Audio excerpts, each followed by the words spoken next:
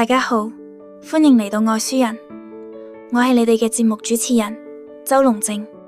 今晚想同大家分享一本，我真係會建議你唔好太快上網睇劇透，甚至最好連太多書評都唔好睇，就咁直接買返一本到手，安安靜靜讀落去嘅小說。佢就係世界上最透明嘅故事，作者係杉井光。我諗先講呢本書有一個好特別嘅地方，佢唔單止係一本小說，佢仲係一本你越少知道越容易被佢打動嘅小說。因為佢最迷人嘅地方唔只係情節，而係佢點樣利用書呢個媒介本身去做一件幾浪漫、幾大膽，亦都幾令人震撼嘅事。出版社甚至直接講到明，呢本書係唯有紙本書得以實現嘅感動。老實講，喺而家呢個年代，當我哋習慣咗電子書、短影片、懶人包、快速閱讀，竟然仲有一本小說敢同你講呢個故事，你要用紙本先至真正感受到。呢一點本身已經夠吸引。故事表面上其實係由一個幾有推理感又帶住文學氣味嘅設定開始，佢同作家、作品、編輯以及一本書點樣誕生有關。作者訪談亦都明確講到，佢一直想寫一本充分運用書中書概念、情節錯綜複雜嘅推理小說，而呢本書正正就係朝住呢個方向去完成。所以如果你問我世界上最透明嘅故事係咪純推理，我會話佢有推理外殼，但入邊其實唔只係推理，佢入邊有關於寫作，有關於出版，有關於作者同讀者之間微妙嘅關係，有關於故事究竟係點樣被講出嚟。但更深一層，佢其實都講緊有啲人點樣用文字留下自己，有啲秘密點樣藏喺文字入邊，而有啲真相明明就喺你眼前，但你一路都睇唔見。呢個感覺，我覺得就好似書名一樣，透明。透明唔代表簡單，透明反而可能係一種最難察覺嘅存在，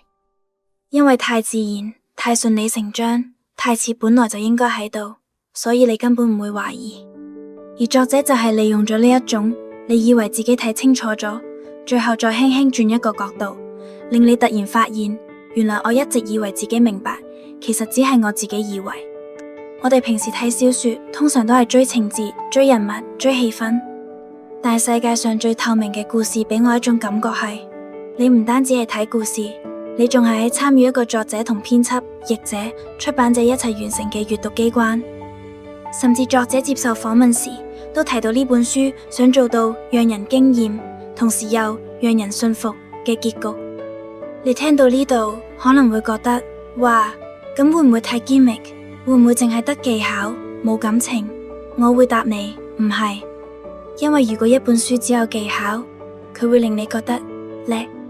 但係世界上最透明嘅故事，更進一步嘅地方係，佢喺你佩服完之後，仲會留低一種淡淡地嘅感傷。佢唔只係設計得巧妙，佢仲有一種對創作、對作者、對書本本身嘅愛。好多時候，我哋講推理小說，會好自然聚焦喺兇手係邊個、秘密係乜，最後點反轉。但世界上最透明嘅故事，令我覺得好睇，唔只係因為佢有技巧，而係因為佢借住呢啲技巧，講咗一樣更柔軟、更人性、更有餘韻嘅嘢。故事點樣承載一個人？一個作家寫一個故事，表面睇好似只係創作，但其實文字好多時都唔只係文字，文字入邊會藏住記憶、藏住習慣、藏住未講出口嘅愛，甚至藏住遺憾。我一路睇呢本書，就一路有一種感覺，原來有啲人離開咗，佢未必真係完全消失，佢可能會留喺一本書入邊，留喺一種句子嘅節奏入邊，留喺一個你初初冇為意，但到最後先突然明白嘅安排入邊。而當你讀到嗰一下，你會有少少鼻酸，因為你會明白，有時故事唔淨係用嚟娛樂，故事亦都可以係一種遺留。我會特別推薦俾以下幾種人。第一種係鍾意書味重嘅小說嘅人。如果你鍾意嗰種同寫作、閱讀、出版世界有關嘅作品，你會好 enjoy。第二種係好耐冇試過被一本書讀法本身驚到嘅人。我覺得而家好多書都係內容精彩，但好少真係會令你感受到，原來閱讀都可以成為故事嘅一部分。第三種係鍾意安靜但有後勁作品嘅人，佢唔係嗰種一路大嘈大鬧、瘋狂爆點嘅書，佢比較似慢慢鋪、慢慢滲，到最後一刻先喺你心入邊靜靜落一刀。第四種係本身愛書嘅人，因為你會真係感受到作者唔單止係寫故事，佢仲係向書本身致敬。世界上最透明嘅故事唔係一本用力嚇你嘅書，佢比較似一塊好乾淨、好薄、幾乎睇唔見嘅玻璃。你以為你一路只係透過佢望緊故事，但到最後你先突然發現，原來自己一路都望緊嘅仲有人心、文字、記憶同埋一種無聲嘅情感。而最厲害嘅係，當你終於明白嗰一刻，你唔會只係覺得作者好聰明，你仲會覺得原來一本書可以咁溫柔咁藏住秘密，原來一個故事可以透明得咁深。我會話佢表面上講緊一個關於故事、作者、出版同真相嘅小說，但更深一層，佢講緊嘅其實係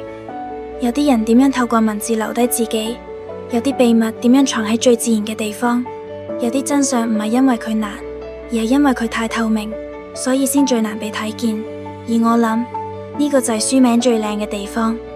如果你已經好耐冇試過因為一本導書而覺得原來閱讀呢件事仲可以咁浪漫，如果你已經好耐冇試過睇完一本小說之後唔係淨係記得情節，而係連點樣讀完佢都會變成你記憶一部分，咁我真係好推薦你去睇世界上最透明嘅故事。但記住，盡量唔好劇透自己，唔好太快查解說，唔好將佢變成一個被提早拆開咗嘅驚喜。俾一本導書安安靜靜咁親手打開你一次，因為有時最震撼嘅故事唔係最大聲嗰啲，而係嗰啲你一路以為自己睇透咗，最後卻發現原來佢一直靜靜咁喺你眼前發光。呢度係愛書人，我係你哋嘅節目主持人周龍靜。多謝你今晚陪我一齊安安靜靜咁讀咗一本關於故事、關於文字、關於真相點樣被睇見嘅小說。願你喺呢一個越嚟越快、越嚟越碎片化嘅世界入面，仲願意留一啲時間俾一本真正值得慢慢讀嘅書。我哋下次再一齊讀書。